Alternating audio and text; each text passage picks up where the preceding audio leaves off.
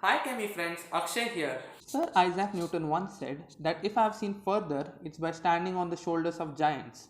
Now we thought it would be a great idea to learn about the giants in our discipline of chemical engineering. Now this isn't a documentary or a top 5 or top 10 video. This is just done so that we get a perspective at their life and career. We'll be doing more such videos in the future. So today we'll be speaking about three such giants of chemical engineering, and let's begin. George E. Davis. The eldest son of a bookseller, Davis studied at the Slough Mechanics Institute and the Royal School of Mines in London, which is now a part of Imperial College, and then headed back to North to work in the chemical industry around Manchester.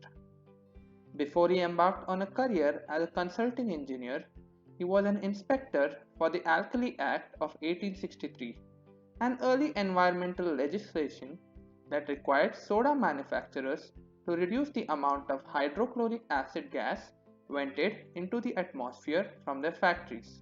On the screen, you can see the Leblanc process, which was used to convert sodium chloride to soda ash.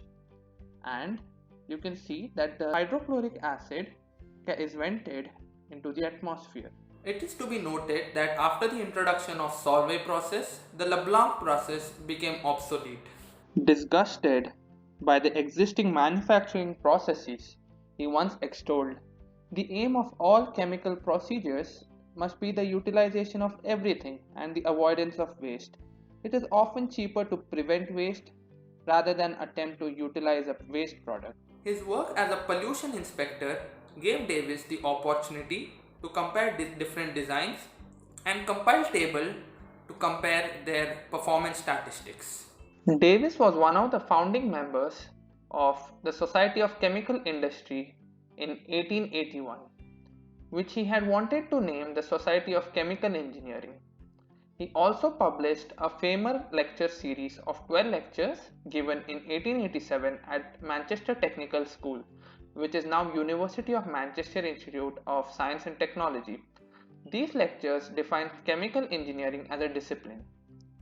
Davis identified broad features common to all chemical factories and wrote the influential book A Handbook of Chemical Engineering in 1901.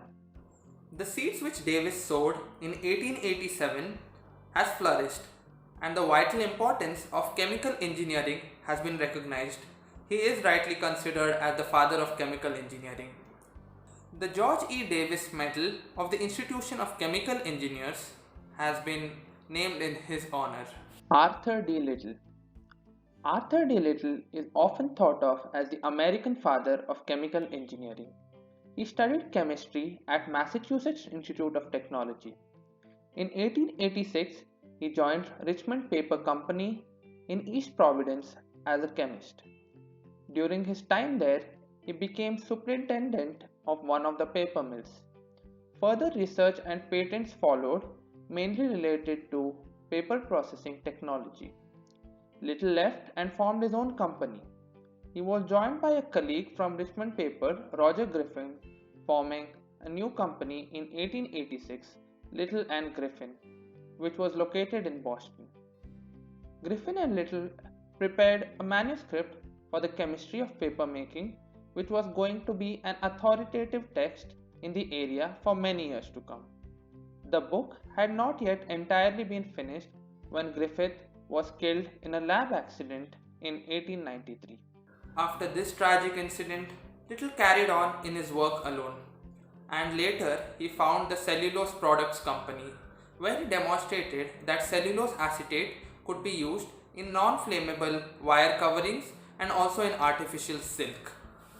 He collaborated with MIT and William Hulse Walker of MIT Chemistry Department, forming a partnership Little and Walker in 1900.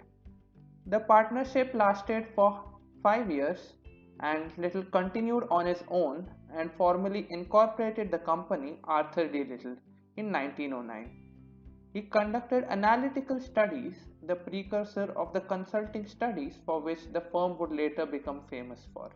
As chairman of the visiting committee of the Department of Chemistry and Chemical Engineering, He was responsible for the establishment of the Chemical Engineering Practice School at MIT. Karl Bosch.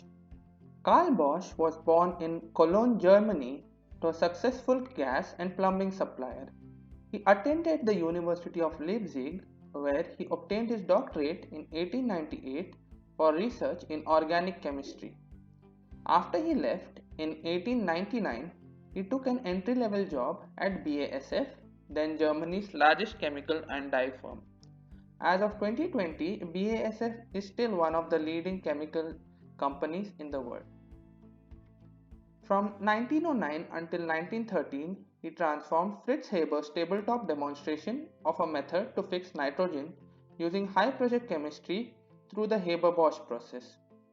His primary contribution was to expand the scale of the process, enabling the industrial production of vast quantities of synthetic nitrate.